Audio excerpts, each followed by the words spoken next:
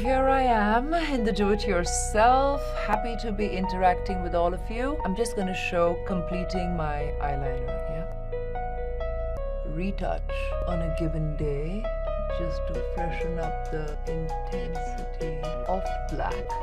The super slim tip of this liner really helps if there's just a little leak, as you saw happen, and then I corrected that in an instant.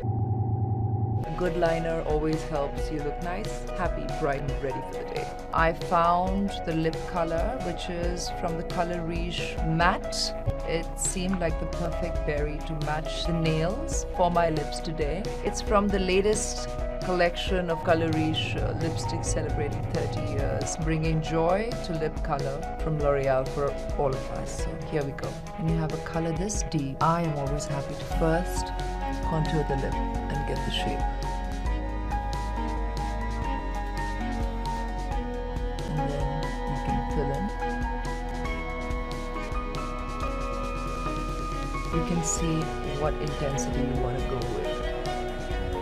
Technique may not be as professional as you're looking for, but it works for me. Keep the line sharp.